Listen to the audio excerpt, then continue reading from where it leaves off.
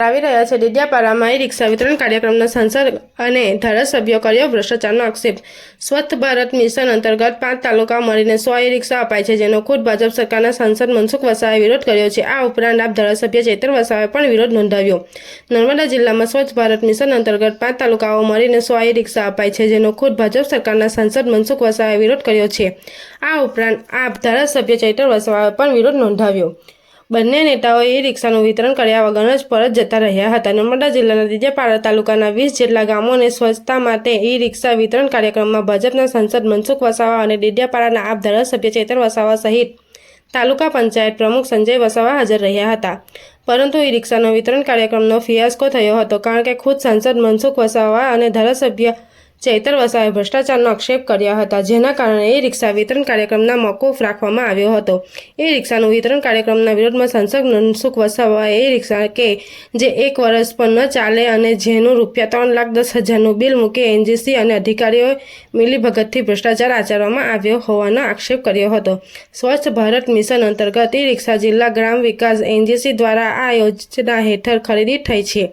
ત્યારે ધારાસભ્ય ચૈતર વસાવાએ જણાવ્યું હતું કે સામાન્ય રીતે જો તો 1 થી 1.50 લાખ રૂપિયામાં ઈ રિક્ષા આવે, પણ એનજીસી ₹3,10,000નું બિલ મૂકતા સીધા 1 લાખથી વધુ કમાઈ રહ્યા છે, જે ખોટું છે।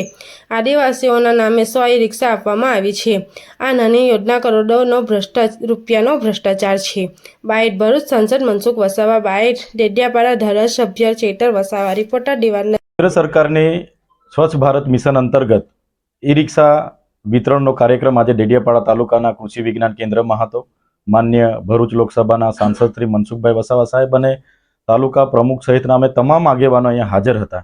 ત્યારે અમને એવું હતું પ્રાથમિક તબક્કે કે ઈ રિક્ષામાં 3,10,000નું એસ્ટિમેટ બનાવ્યું છે, તો કોઈ સારું વાહન હશે કે જેના કારણે આ સ્વચ્છતાને લઈને ગંભીરતા હશે। પણ કેન્દ્ર સરકાર હોય કે રાજ્ય સરકાર હોય, અનેક પ્રકારની કલ્યાણકારી યોજનાઓ અમલીકરણમાં મૂકતી હોય છે, પણ એમની નીચેના કેટલાક અધિકારીઓ, કેટલીક એજન્સીના લોકો અને કેટલાક એમના વચટિયાઓ ભેગા મળીને એને એમના મનગમતા બિનજરૂરી સાધનો ઠોકી બેસાડે છે, જેનું ઉત્તમ ઉદાહરણ આ ઈ રિક્ષા છે। આજે નાનકડું છકડું જે બજાર કિંમત 1.5 લાખ હોય એની ડબલ ગણા 2 ગણી એસ્ટિમેટની રકમ વસૂલીને અહીંયા સરપંચોને આપવા માટે અમને બોલાવ્યા હતા, પણ એનો અમે વિરોધ કરીએ છીએ। જે પ્રકારે ભૂતકાળમાં નલ સે જલ યોજના અહીંયા થઈ ગઈ અને એના નિભાવણી અને મરામત માટે પંચાયતને જવાબદાર ઠેરવવામાં આવે છે, એવી જ રીતના ભૂતકાળમાં નર્મદા જિલ્લાને ખુલ્લામાં શૌચમુક્ત જિલ્લો જાહેર કર્યો છે કે 100% શૌચાલયો બની ગયા છે। જે પણ એવોર્ડ લઈને આવ્યા હતા એ પણ ખોટી વાહવાહી લેવાનો એક પ્રસંગ બની ગયો હતો। એવી જ રીતના આ રિક્ષાઓ આપવાથી આવનારા દિવસોમાં કાગળ પર એવું દર્શાવવામાં આવશે કે નર્મદા જિલ્લામાં સ્વચ્છતા માટે અમે ઈ રિક્ષાઓ આપી છે અને પૂરું સ્વચ્છ થઈ ગયું છે।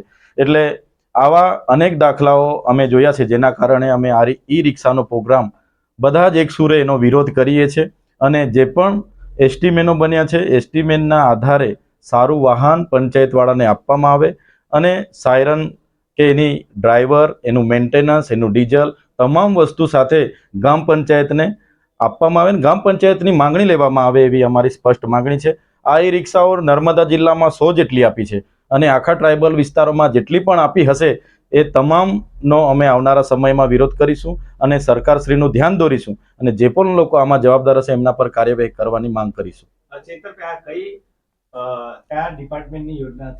આ જિલ્લા ગ્રામ વિકાસ એજન્સી દ્વારા અમલીકરણ યોજના છે અને સ્વચ્છ ભારત મિશન જે કેન્દ્ર સરકાર પુરસ્કૃત યોજના છે, એમાંથી એમણે 3,10,000 પંચાયતને ફાળવ્યા હતા અને એમાં ઈ વ્હીકલ આપવાની યોજના હતી, જે આખા ગામમાં ઘન કચરો હોય, લીલો કચરો હોય, સૂકો કચરો હોય, ભેગો કરીને એક જગ્યાએ શોકપીટમાં નાખે।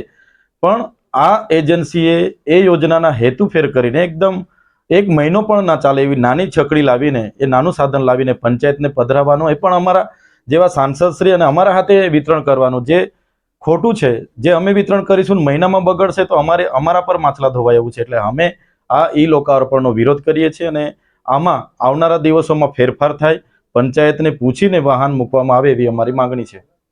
આજે ડેડિયાપાડા તાલુકાનો કાર્યક્રમ હતો। મને ગઈકાલ સુધી એવું હતું કે ઈ રિક્ષા એટલે સારી હશે, સ્વચ્છતા અભિયાન સાથે જોડાયેલું એક સાધન છે, ગ્રામ પંચાયતોને ખૂબ ઉપયોગી થશે કચરો કાઢવામાં।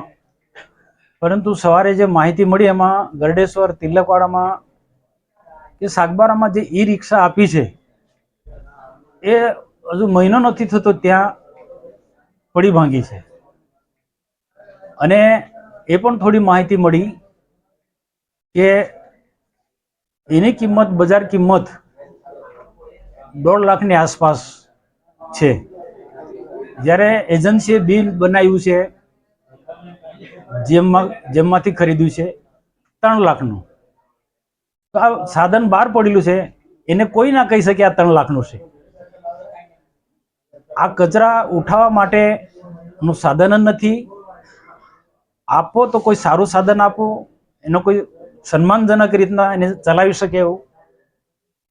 તો આવું તકલાદી સાધન અમે અમારા હાથે આપીએ એ યોગ્ય મન નથી લાગ્યું. એટલે એને મેં નક્કી કર્યું ને ધારાસભ્યશ્રી અને બાકીના તાલુકા પંચાયતના પ્રમુખ છે બધા જ લોકોએ અમારા આગેવાનોએ કે આવા તકલાદી સાધનો નથી આવ્યા. જેમ નલ સે જલ યોજના ફેલ ગઈ છે એ જ પ્રકારે આ પ્રકારનો આ સ્વચ્છતા અભિયાન સાથે જોડાયેલ ઈ રિક્ષાનો પણ કાર્ય આ ઈ રિક્ષા છે એ ક્યારેય સક્સેસ નથી જવાની. આ એજન્સી પૈસા કમાવાના ધંધા છે. અને જ્યાં જ્યાં થયા છે ગુજરાતની અંદર ટ્રાઇબલ વિસ્તારની અંદર ત્યાં બધા જ આગેવાનોએ જે પણ કોઈક આગેવાનો હોય, હું નામ ઉલ્લેખ નથી કરતા પદનો, પણ એને આનો વિરોધ કરવો જોઈએ. આ એક ટેવ પડી જશે કે આદિવાસી વિસ્તારમાં ઠોકી બેસાડવાનો. કોઈ પણ તપાસ કરે કોઈ નિષ્ણાંત માણસોને કે 3 લાખનું છે, 3 લાખ ને 10,000 આ છે, તો હું એનો ગુલામ થઈ જાઉં. પણ એ નથી. તો આદિવાસી એરિયાની અંદર આવું શા માટે? જેમ ડીસેક ખોટી યોજના ચાલે છે એ જ પ્રકારનો આવી બધી એક પછી યોજના આદિવાસી વિસ્તારના ઉત્થાનના માટે આ રીતના વપરાતી રહેશે, ઉપયોગ થતા રહેશે, તો એનો આદિવાસી એરિયાનો ક્યારેય વિકાસ થવાનો નથી. સ્વચ્છતા સાથે જોડાયેલો મહત્વનો આ એક સાધન છે. આપો તો સારી ક્વોલિટીનો હોવું જોઈએ એવું મારું માનવું છે. અને હું મારા હાથે આવું તકલાદી સાધન લોકાર્પણ કરું એ મને યોગ્ય લાગતું નથી, એટલે મેં આનો બહિષ્કાર કર્યો છે. સાહેબ, આ કોની યોજના હતી ને કોના અંતર્ગત આપવામાં છે ને નર્મદા જિલ્લામાં આવા કેટલા એ લોકોએ ઈ રિક્ષા વિતરણ કર્યું? જો રાજ્ય સરકારનો, ભારત સરકારનો ઉદ્દેશ્ય ખૂબ સારો છે, પણ ત્યાર પછીના જે વચેટિયા હોય એના જે ગાંધીનગરમાં બેઠેલા જે ખૂબ મોટા હોદ્દા ધરાવનારા લોકો એમનો આ પ્લાનિંગ છે. આ એજન્સી સાથે મળી અને જીમમાં આ પ્રકારનો જીમ પદ્ધતિ જ ખોટી છે. તકલાદી સાધનો જીમમાં ખરીદાય છે. તો આ એક પ્રકારનું સેટિંગ છે. અને કે કોણ આદિવાસીને ઠોકી બેસાડવાનું કોણ બોલવાનું છે? પણ સરકારનો ઉદ્દેશ્ય ખૂબ સારો છે. પ્રધાનમંત્રી શ્રી કે પછી ગુજરાતના માનનીય મુખ્યમંત્રી ભૂપેન્દ્રભાઈ પટેલનો ઉદ્દેશ્ય ખૂબ સારો છે. પણ જે વચેટિયા જે આમાં તાલુકા કે જિલ્લાના કેટલાક અધિકારીઓને પણ આખી હોત નથી. ગાંધીનગરથી ઠોકી બેસાડ્યું છે. આની સાથે જોડાયેલા જે પણ કોઈ અધિકારી હોય, એના IAS અધિકારી હોય કે પછી જે પણ કોઈ હોય,